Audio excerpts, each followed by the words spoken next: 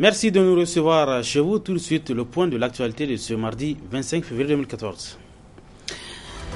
Crise CDS Rahama, la Cour de cassation a rendu un arrêt ce matin dans lequel l'aile Mahaman Ousmane a essuyé un revers et réaction des avocats des deux ailes dans ce journal.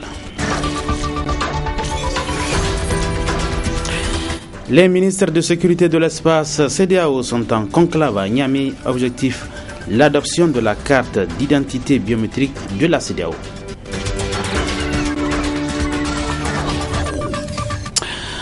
Mesdames, Messieurs, bonsoir et bienvenue à cette édition d'information que nous débutons par ce communiqué de presse de la Direction générale de la police nationale. Dans la nuit du 24 au 25 février 2014, aux environs de 2 heures du matin, des coups de feu ont été entendus au quartier Recasement, non loin de la pharmacie Deuxième Forage. L'auteur des coups de feu a été identifié en la personne du brigadier de paix Suleiman Mahamadou Sabit, agent chargé de sécurité de la seconde épouse du président de l'Assemblée nationale. L'intéressé est présentement à la disposition de la police judiciaire qui a ouvert une enquête. C'était là un communiqué de presse de la Direction générale de la police nationale. Je l'annonçais dans les titres, la Cour de cassation a rendu public ce matin le délibéré du procès qui oppose l'aile Mahaman Ousmane à l'aile Abdoulabo dans l'affaire dite CDS Rahama. Après analyse, la Cour a décidé de rejeter le recours introduit par l'aile Mahaman Ousmane. Détail dans ce reportage signé Souleymane Barma. Longtemps attendu, l'arrêt de la Cour de cassation dans l'affaire dite CDS Rahama vient de tomber ce mardi 25 février. Ainsi, le recours en rétractation de la CDS Rahama introduit par l'aile Mahaman Ousmane a été rejeté par la Cour de cassation et la condamne aux dépens, comme nous l'explique la défense du sieur Moudi Mohamed, Abdoulabo et autres. Le président du bureau politique, qui est quand même également au terme de son mandat, a choisi de faire un recours en rétractation, qui signifie, en français simple comme on dit, une voie de recours pour retourner vers la même juridiction qui dit que c'est fini et retourner en congrès, pour lui demander de revoir sa décision. Elle a quand même commis peut-être quelque part une méprise. C'est sur cette lancée que les sieurs Mahaman Ousmane et autres du CDS Rahama sont repartis vers la Cour de cassation. Après avoir examiné également toutes leurs prétentions, aujourd'hui, cette Cour a fini par dire que, monsieur, votre recours à la forme, puisqu'il est prévu par la loi, il est recevable. Je vous reçois. Au fond, tout ce que vous avez développé est mal fondé en droit. C'est-à-dire que l'arrêt que j'ai rendu le 6 juin 2013 reste et demeure dans son entier effet. C'est cassé, ça renvoie. Autrement dit, vous avez commis l'erreur de ne pas faire appel par la voix de la personne qui devait le faire. Vous ne pouvez plus régulariser. Le secrétaire aux droits de l'homme du CDS Rahama ne pouvait représenter le CDS Rahama, celui qui le représente au regard des textes fondamentaux du parti, c'est le président. Mes clients ont souligné que cette affaire n'est pas un procès entre Abdoulabo et CDS Rahama, mais c'est un procès politique entre le président de la République, Mahamadou Issoufou, et le président Mahamadou Ousmane, un point sur tout. En effet, mes clients avaient eu l'information que des magistrats qui composent la Cour avaient eu à faire l'objet de sanctions en raison de leur moralité, du temps du président Awami et de Mme Salifou. Et mes clients sont prêts, si en cas de nécessité, à rapporter la preuve de ce que, à l'époque, le Conseil supérieur de la magistrature avait dit. Voilà donc le deuxième élément. Le troisième élément, vous savez, la première affaire comme la deuxième affaire, c'est dans la rue que nous avons appris les décisions. C'est dans la rue que nous apprenons que les rapports ont été rendus en faveur ou contre nous. Dans la rue. Non satisfait de la procédure suivie dans la tractation, À la prise de cette décision, les plaignants projettent de porter l'affaire au niveau de la CEDEAO. La Cour, ce n'est pas sa décision qui est exécutée. La Cour nous renvoie à un jugement numéro 47 qui a été rendu par le tribunal. Nous avons un arrêt rendu par la Cour d'appel. Et bien, les Abdel Labo n'ont qu'à aller exécuter le jugement numéro 47. On va voir entre l'arrêt que nous invoquons et le jugement qui va prévaloir devant la justice si ce n'est pas des procès politiques qui sont rendus. Eh bien, en même temps, je dis qu'en dépit de cela, dans l'intérêt des justiciables nigériens, dans l'intérêt de nous tous, il faudrait que tout ce processus, tel que je viens de le dénoncer, que nous le portons devant la haute cour de justice pour qu'elle rejuge les décisions de la Cour de cassation. Vous savez, les juridictions internationales auxquelles vous pourriez faire allusion parce que vous avez déjà entendu l'autre partie ont des matières sur lesquelles elles statuent. Cette matière-là, des conflits entre associations, pour laquelle les tribunaux nigériens se sont régulièrement prononcés, tant en référé qu'au fond, du début jusqu'à la fin, ne peut pas être déféré ailleurs valablement en droit. Il aurait fallu que l'État du Niger ait manqué à son devoir de justice. Il aurait fallu qu'il y ait un déni de justice ou un mauvais fonctionnement de la justice pour que les juridictions internationales puissent trouver matière. Il n'y en a pas eu. Tout a été régulièrement conduit. Donc, qu'on cesse vraiment de divertir les gens. Les deux parties en conflit de légitimité dans l'affaire CDS Rahama depuis environ 3 ans doivent se regarder en face afin de sauver l'honneur de ce parti politique qui a eu l'honneur de porter son candidat à la tête du Niger comme premier président démocratiquement élu. Autre affaire devant les juges, celle concernant Doudou Rahama, militant du CDS Rahama, et le journaliste Ousmane Dambaji. Les deux étaient ce matin devant le juge en compagnie de leurs avocats. Ils sont tous deux inculpés de diffamation à l'endroit du président de la République, Issouf Mamadou, lors des débats télévisés. Finalement, l'affaire a été renvoyée au 4 mars prochain. Je propose de suivre respectivement leurs avocats, Maître Soleil Oumarou et Maître Lirwana Abdraman. On a soulevé un certain nombre de problèmes liés à la plainte elle-même. Parce qu'on s'est rendu compte que le parquet s'en est entremêlé les pinceaux, comme on dit, ou les pédales. Effectivement, dans un premier temps, on nous a desservi une convocation le 3 février pour comparaître devant le tribunal le 17 janvier. C'est que vous constatez qu'il est impossible. La deuxième convocation est du 5 pour le 17 février. Et le parquet s'est rendu compte que les délais que lui impose la loi sur la presse entre la convocation et le jugement est de 15 jours. Or, vous convenez, entre le 5 et le 17, ça fait 12 jours. Au lieu de faire venir le dossier à la salle pour être jugé, ils ont gardé la convocation, ce que la loi ne leur permet pas, pour reprendre une troisième fois la convocation de Doudou Rahama pour comparaître aujourd'hui. Alors nous avons relevé ces différentes erreurs par rapport à la plainte pour dire non, tel que c'est fait, cette plainte n'est pas recevable, on doit annuler. Et si on annule, on ne peut plus juger ni reprocher quoi que ce soit par rapport aux propos que Doudou Rahama a tenus à la télévision Bonferré. La deuxième remarque qu'il y a lieu de faire également, c'est que vous savez, en matière de délit de presse, lorsque des propos sont tenus dans un journal ou à la télévision à l'occasion d'un débat, le responsable qu'on amène en justice, c'est le directeur de la télévision, le directeur de publication ou la personne qui a entretenu le débat. C'est lorsqu'on n'a pas mis la main sur cette personne-là, justement qu'en ce moment on peut chercher éventuellement la personne qui a tué les propos.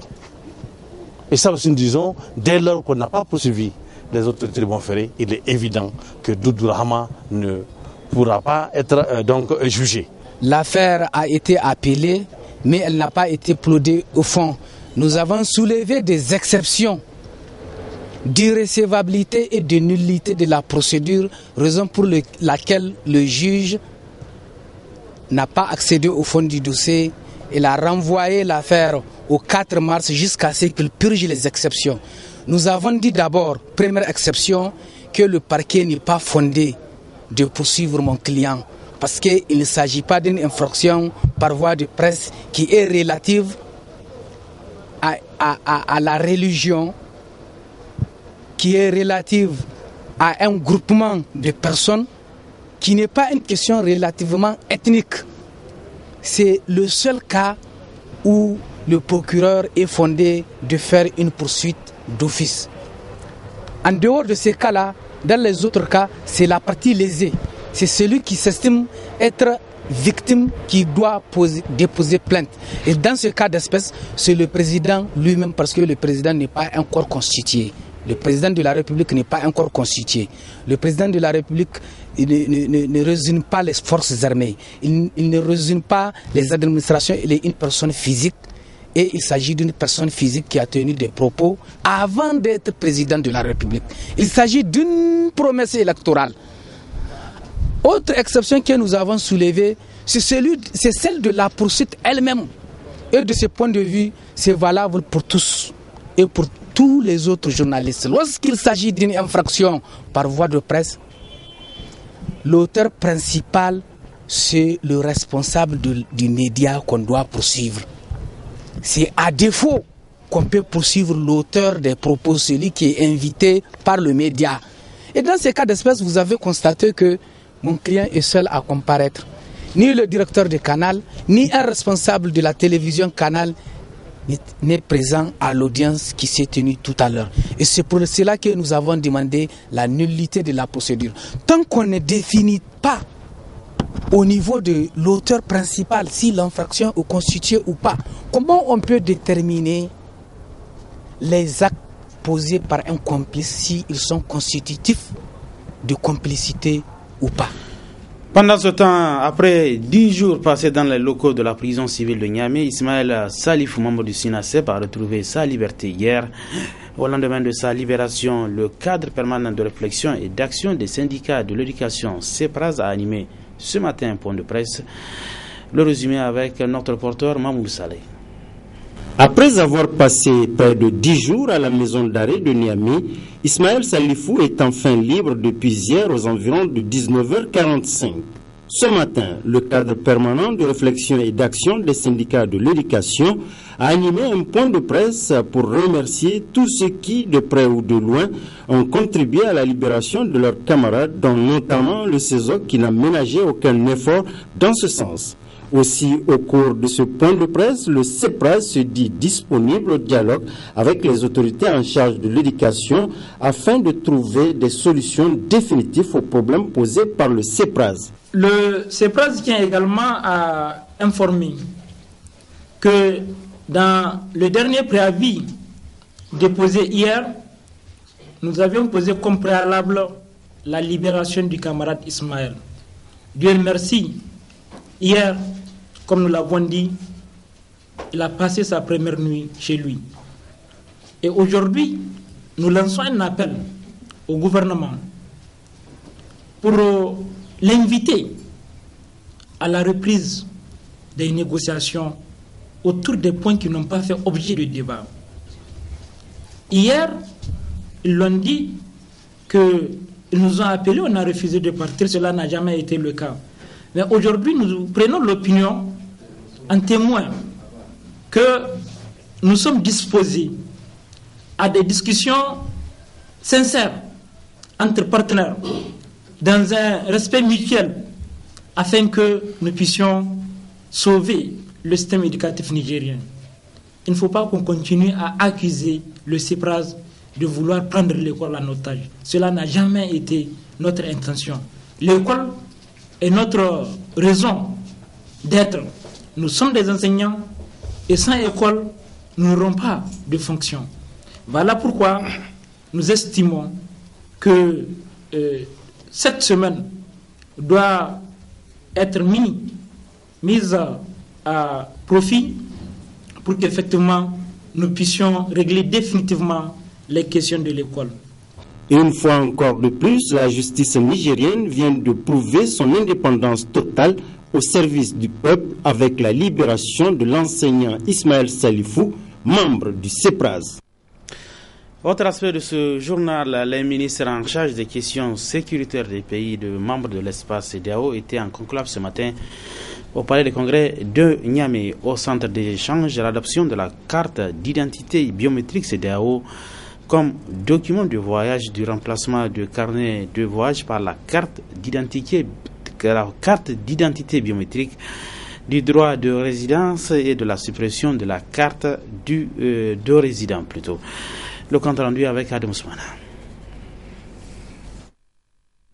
Institution régionale d'intégration par excellence, la Commission économique des États de l'Afrique de l'Ouest œuvre depuis plus de 3 décennies à la libre circulation des personnes et des biens, et c'est là à travers l'adoption des protocoles y afférents ainsi que le droit de résidence et d'établissement. Par la présente rencontre, les États membres entendent conjuguer leurs efforts pour renforcer davantage ce cadre fédérateur par l'adoption d'un document de voyage infalsifiable au profit des populations de l'espace. Ayant reconnu le rôle clé de la mobilité humaine dans les progrès économiques, les experts de l'immigration ont fait de la facilité de la libre circulation des personnes une question centrale au cours des différentes rencontres qu'ils ont eues. C'est pourquoi ils ont recommandé aux États membres la reconnaissance et l'adoption de la carte d'identité biométrique de la CEDEAO, document de voyage en lieu et place du carnet de voyage de la CEDEAO, la suppression de la carte de résident pour les citoyens de la communauté. Ces innovations visent le renforcement de la cohésion communautaire, la création de l'esprit communautaire et du sentiment d'appartenance à un même espace. En validant les projets d'actes additionnels qui vous seront soumis, vous apporterez ainsi un signal fort de votre détermination à contribuer davantage aux efforts d'intégration et de création d'un destin commun pour les citoyens de la CEDEAO. Procédant à l'ouverture officielle de ces travaux, le ministre nigérien en charge de la sécurité n'a pas manqué de relever l'enjeu de cette libre circulation, tout en attirant l'attention des uns et des autres sur l'aspect sécuritaire. Au regard des avantages de la libre circulation sur nos économies nationales en particulier et sur celles de notre région en général, la réforme en cours des textes de la CEDEAO afférant aux documents de voyage, notamment la carte d'identité biométrique, mérite notre soutien ferme et des appuis conséquents de nos États et de notre institution communautaire. Tout en veillant de manière prudente à minimiser les éventuels inconvénients que cette réforme pourrait engendrer, les acquis déjà enregistrés sur la libre circulation doivent être capitalisés pour permettre davantage l'accélération de la croissance économique de notre région à travers la fluidité des mouvements des personnes et des biens. L'issue de ces conclaves sera sans nul doute d'une contribution inestimable dans le nouvel élan au processus d'intégration tant visé par les dirigeants ouest-africains en vue de booster l'économie de l'espace pour un plein épanouissement des populations.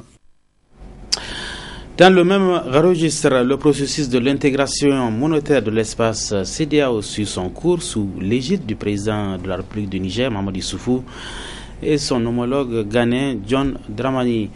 C'est dans ce cadre de cette volonté affichée des chefs d'État des 15 pays membres de cette zone de se doter une monnaie unique que le vice-président ghanéen était en visite dans notre pays vendredi dernier. Un projet de longue date qui, de report en report, est prévu pour 2020. Selon l'économiste Abarchia Magalma, l'initiative est certes louable mais nécessite pour que chaque État ait un certain nombre de conditions à remplir au préalable. Je propose de suivre un extrait de l'entretien qu'il nous a accordé avant de le retrouver en partie magazine de ce journal.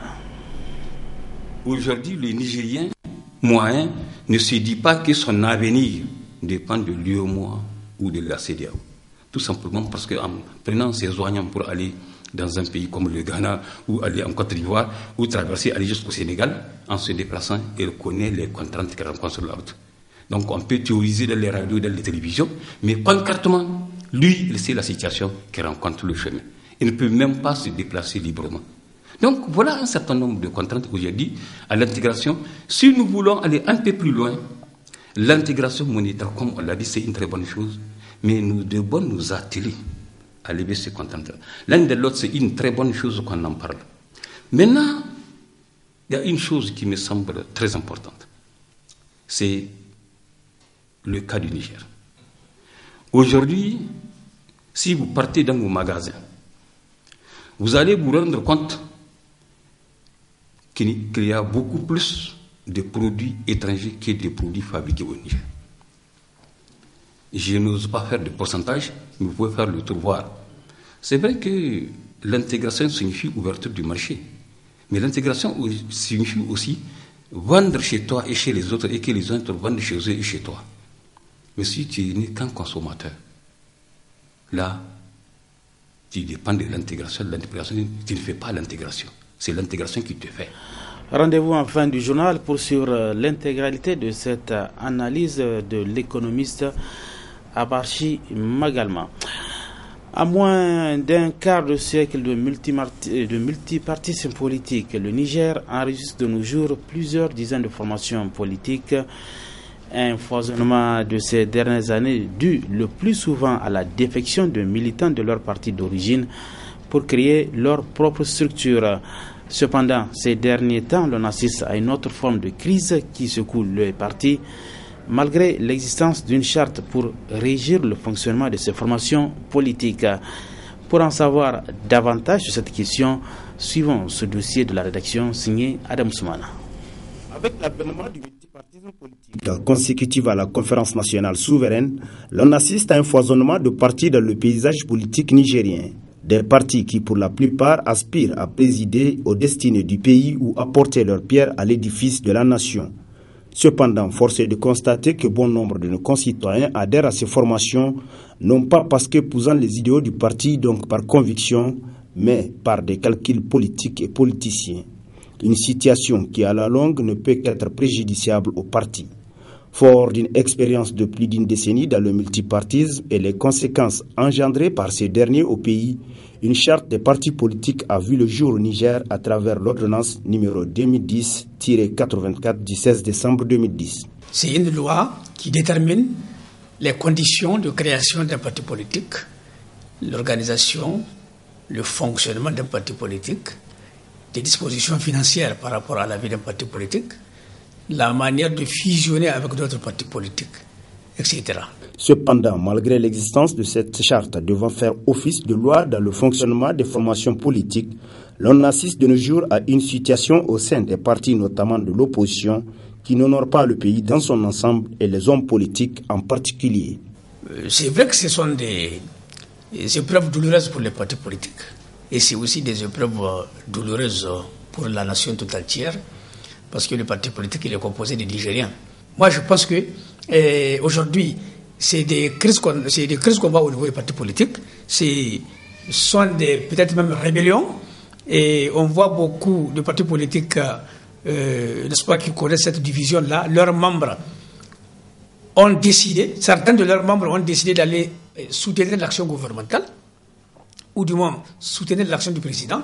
Ils ont le droit de le faire, mais je pense qu'ils n'ont pas le droit de prétendre que le parti est là-bas. Parce que quand un parti, par exemple le MNSD Nassara, ou bien le parti CDS Rahama, ou bien tout autre parti déclaré à l'opposition, veut soutenir l'action du gouvernement, l'article 9 de la charte portant statut de l'opposition dit qu'il doit faire une déclaration. Il doit faire une déclaration et une copie de cette déclaration est même remise au ministre de l'Intérieur. Donc il y a une forme bien déterminée pour changer de position. Moi, à mon avis, si on vous estimez détenir la légitimité, il faut créer votre parti politique. Tout le monde a le droit de créer un parti politique.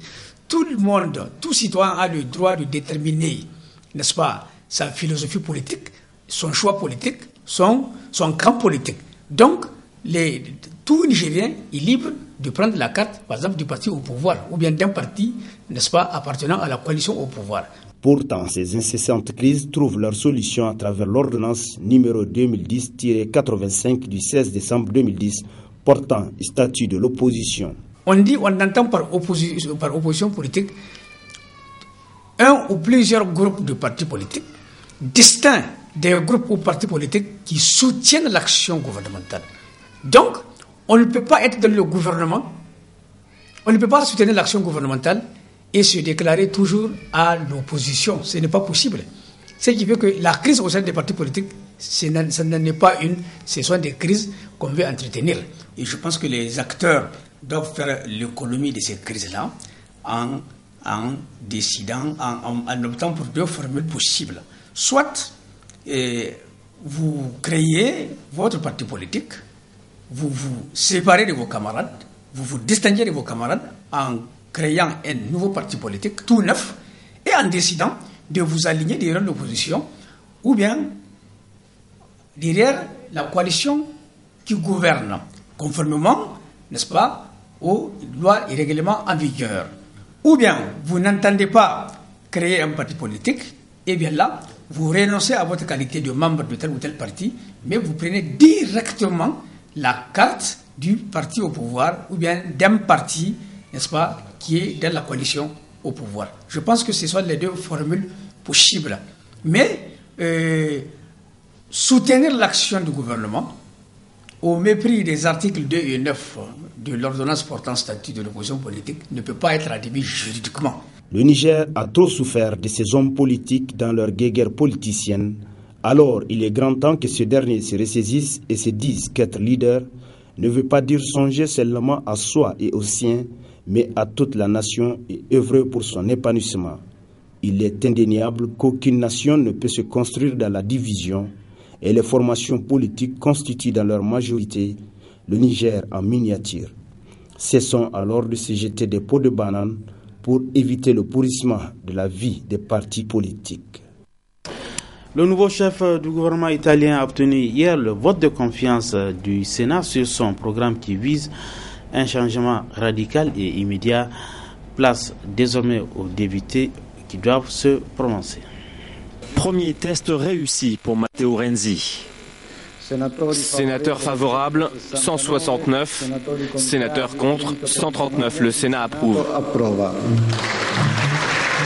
Le nouveau président du Conseil a obtenu la confiance du Sénat. Peu avant le vote, Matteo Renzi s'est exprimé près d'une heure. Dans un discours pro-européen, l'Italie assurera la présidence de l'Union à partir du 1er juillet. L'ancien maire de Florence a présenté des réformes ambitieuses sans toutefois entrer dans le détail. Nous devons prendre des décisions concernant le travail, la fiscalité, l'administration publique et la justice. Nous devons aussi accorder de l'importance à l'éducation, mais nous devons commencer par les réformes constitutionnelles, institutionnelles et électorales. Des réformes sur lesquelles nous nous sommes déjà mis d'accord, un accord qui va au-delà de la majorité qui soutient ce gouvernement. Comme son prédécesseur Enrico Letta, pour mener à bien son programme, il devra s'appuyer sur une coalition hétéroclite gauche-droite. Composé de son parti, le Parti démocrate, du nouveau centre-droit d'Angelino Alfano, ex-allié de Silvio Berlusconi, et du parti centriste Celta Civica. Mais le discours de Matteo Renzi n'a pas convaincu tous les sénateurs. Ce que je retiens, c'est qu'il ne fait pas référence aux moyens financiers qu'il va utiliser pour tous ses beaux rêves. Prochaine étape pour l'ancien maire de Florence, le vote de confiance des députés ce mardi. Un vote qui devrait être une formalité. Le Parti démocrate y dispose d'une forte majorité. Comme annoncé, place à présent à la partie magazine de ce journal. Elle est consacrée à l'analyse de l'économiste Abachi Magalma relativement à l'éventualité pour les 15 pays de la zone CEDEAO de se doter d'une monnaie commune dans le but d'une meilleure intégration dans cet espace. Très bonne réception. Je me souviens récemment, il y a eu une foire à laquelle les Nigérians ont participé. Alors j'ai écouté un Nigérian qui parle. Il dit qu'il a vendu son produit, on lui a donné des CFA, mais il ne sait pas exactement à quel prix il a vendu ça, parce qu'il n'arrive pas à traduire. Ça, c'est un exemple qui vous montre que l'absence de monnaie commune bloque les échanges, bloque les activités économiques. Maintenant, en termes de perspective, on peut parler de monnaie commune, mais il y a un certain nombre de conditions. D'abord, première chose, il faut comprendre que la monnaie, c'est un symbole de souveraineté d'une nation. Il faut que ce qu'on gagne arrive à compenser ce qu'on perd. Il faut bien le comprendre. Bon, on peut dire qu'à notre niveau, au niveau de l'UEMOA, il y a déjà une monnaie commune. Vous savez, quand vous regardez aujourd'hui l'Europe. Parce que quand vous voulez aller quelque part, il est toujours utile d'avoir comme méthodologie de voir ce que ceux qui sont devant vous ont fait. Aujourd'hui, avec l'euro qui est là, c'est la monnaie européenne. N'est-ce pas? Mais je vous apprends qu'il y a beaucoup de problèmes aujourd'hui au niveau de l'euro. Aujourd'hui, il y a des Français qui disent que l'euro est trop fort. Parce que l'euro pénalise leur exportation. Donc déjà, l'intégration monétaire, créer une monnaie commune, c'est déjà un palier très élevé. On dit qui peut le plus peut le moins, mais celui qui ne peut pas faire le moins, est-ce qu'il peut faire le plus? Donc c'est une très bonne chose qu'on ait pensé à ça. L'histoire maintenant de se mobiliser pour tendre vers cet objectif-là, évidemment en réglant des problèmes qu'il faudrait régler. Maintenant, vous savez, comme j'ai parlé d'étapes tout à l'heure, l'intégration dépend, comme l'a dit un économiste, d'un certain nombre de processus. Vous avez d'abord pourquoi les pays s'intègrent. C'est important. Pourquoi il y a l'intégration? Parce qu'on dit intégration, j'ai dit que ce n'est pas une affaire de sentiments, c'est des questions objectives. On va à l'intégration quand on gagne. Ce n'est pas seulement pour former des grands ensembles. On dit qu'elle a un certain nombre d'avantages, l'intégration, de façon générale, avant qu'on atteigne l'intégration monétaire. Le premier avantage, c'est l'agrégation de tous les consommateurs des pays qui participent à l'intégration. Donc, au lieu que le Niger, les entreprises nigériennes, au lieu d'avoir simplement à leur disposition les 17 millions de consommateurs potentiels qui sont au Niger, qui sont nigériens, l'entreprise nigérienne a en théorie à sa disposition les consommateurs du Nigeria, près de 160 millions d'habitants, et tous les consommateurs des 15 pays de la CEDEAO, plus de 300 millions d'habitants. Donc le premier objectif, c'est d'élargir le marché. Et toute chose égale par ailleurs, ça permet d'augmenter les quantités produites et de propulser le développement économique. L'autre aspect important, c'est, si vous voulez, l'augmentation de la disponibilité des facteurs de production. Les ressources humaines sont communes, les capitaux aussi, les matières premières, n'est-ce pas, avec donc libre déplacement. On pense qu'effectivement, et ça aussi, ça peut propulser le développement économique des pays. Enfin, le troisième aspect, c'est cette solidarité entre les pays qui décident de créer un îlot de prospérité en s'identifiant comme appartenant à cette zone-là et à faire front commun contre les contraintes extérieures. Donc, faire un développement endogène, harmonieux entre les pays qui s'intègrent. Maintenant, il faut le dire, l'intégration, c'est une bonne chose parce que ça permet de faire régner la paix entre les participants et la solidarité. Vous avez vu l'Europe avec tout ce qu'elle a connu, la Première Guerre mondiale, la Deuxième Guerre mondiale. Aujourd'hui, on ne peut pas imaginer une guerre généralisée en Europe parce que quand même, avec l'intégration, les peuples sont en train d'aller dans la même direction. Maintenant, dans les pays comme les nôtres, l'intégration a eu un certain nombre de problèmes. Vous auriez dû me demander pourquoi on n'évolue pas. Je pense qu'il y a d'abord une première raison, qui est la filiation, la divergence des trajectoires historiques. Moi, je suis francophone, un autre est lusophone, franco-ceci, luso-ceci, donc chacun derrière sa puissance ou son ex-puissance coloniale, qui tire les ficelles parfois, malheureusement, parce que de toute façon, il ne faut pas se leurrer.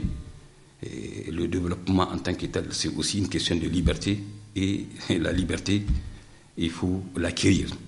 Ça, c'est donc un premier aspect, comme contrainte à l'intégration. L'autre aspect, c'est la multitude d'appartenances. Vous avez aujourd'hui un pays comme le Niger, il est à la CEDEAO, il est à l'UEMOA, et les deux organisations ont les mêmes objectifs. L'autre contrainte qu'il faut souligner, ce sont les crises économiques et particulièrement ce qui en découle, l'instabilité politique. L'intégration, vous avez parlé de volonté, vous avez parlé d'utopie. Ça veut dire un horizon temporel plus ou moins lointain. Ça veut dire qu'il faut avoir des grandes ambitions. Ça veut dire qu'il faut avoir de très grands projets pour créer les conditions de prospérité pour les peuples. Mais quand il y a la crise économique, quand il y a l'instabilité politique, quand chaque semaine, ou en tout cas, bon, pour ne pas exagérer, chaque année, chaque 2 ans, chaque 3 ans, il y a des coups d'État et des perturbations, c'est clair que les pouvoirs n'ont pas le temps de penser à l'avenir, de penser à des grandes ambitions. Chacun qui vient chercher où tomber, où gérer le quotidien pour ne pas tomber. Donc ça, c'est quand même une contrainte. L'autre contrainte à l'intégration maintenant, c'est que les peuples, en tant que tels, au nom de qui on fait cette intégration-là, ils n'ont pas une participation réelle dans le processus. C'est-à-dire qu'il n'y a pas une culture d'intégration. Aujourd'hui, le Nigérien moyen ne se dit pas que son avenir dépend de l'UEMOA ou de la CEDEAO. Tout simplement parce qu'en prenant ses oignons pour aller dans un pays comme le Ghana ou aller en Côte d'Ivoire ou traverser, aller jusqu'au Sénégal, en se déplaçant, il connaît les contraintes qu'il rencontre sur la route. Donc on peut théoriser dans les radios, dans les télévisions, mais concrètement, lui, il sait la situation qu'il rencontre le chemin. Il ne peut même pas se déplacer librement. Donc voilà un certain nombre de contraintes aujourd'hui à l'intégration. Si nous voulons aller un peu plus loin, l'intégration monétaire, comme on l'a dit, c'est une très bonne chose, mais nous devons nous atteler à lever ces contraintes. L'un de l'autre, c'est une très bonne chose qu'on en parle. Maintenant, il y a une chose qui me semble très importante. C'est le cas du Niger. Aujourd'hui, si vous partez dans nos magasins, vous allez vous rendre compte qu'il y a beaucoup plus de produits étrangers que de produits fabriqués au Niger. Je n'ose pas faire de pourcentage, mais vous pouvez faire le tour voir. C'est vrai que l'intégration signifie ouverture du marché, mais l'intégration signifie aussi vendre chez toi et chez les autres et que les autres vendent chez eux et chez toi. Mais si tu n'es qu'un consommateur, là, tu dépends de l'intégration, tu ne fais pas l'intégration. C'est l'intégration qui te fait. Donc, ce n'est pas une question de sentiment. Avant d'aller à l'intégration, il faut qu'on se dise, est-ce qu'on a les armes nécessaires? Parce que c'est une lutte de chaque jour. C'est une lutte quotidienne. Chacun des États, là, ce n'est pas une question de sentiment. Chaque État cherche ses propres intérêts. Et quand vous voyez dans les conférences, tel pays intervient dans tel sens, c'est qu'au préalable, les intellectuels de ce pays et les politiciens de ce pays ont réfléchi. Ils savent que ça a des avantages. Moi, mon impression sur ce qui se passe, les rapports entre le Niger et l'intégration, c'est que nous signons tout ce qui arrive. Dès qu'on dit intégration, oui, l'unité africaine, on signe. Mais il faut qu'on sache où nous mettons le pied. Et c'est une très bonne chose aujourd'hui que le pouvoir actuel, qu'on ait dirigé, qu'on ait en tout cas désigné notre président, parmi ceux qui vont réfléchir, je crois que c'est avec le Ghanéen, qui vont réfléchir sur cette histoire d'avenir, cette question d'avenir. C'est très important. Ce qu'il faut peut-être conseiller ici, c'est qu'il faut que les Nigériens se disent, qu'il faut qu'ils réfléchissent exactement qu'est-ce que l'intégration leur apporte. Qu'est-ce qu'on gagne de l'intégration? Ce n'est pas pour sortir de l'intégration. Non, c'est pour créer les conditions, n'est-ce pas, de faire en sorte que l'intégration apporte quelque chose au peuple nigérien. C'est important. On ne participe pas pour participer. Donc, moi, je pense que c'est une très bonne chose que nos autorités fassent partie de ceux qui réfléchissent par rapport à cette question-là. Mais j'ai dit, l'urgence maintenant est qu'on crée les conditions pour savoir qu'est-ce qu'on va promouvoir comme processus de production pour être aussi, ne même pas être seulement des consommateurs, pour être aussi des vendeurs. Cela me semble extrêmement important.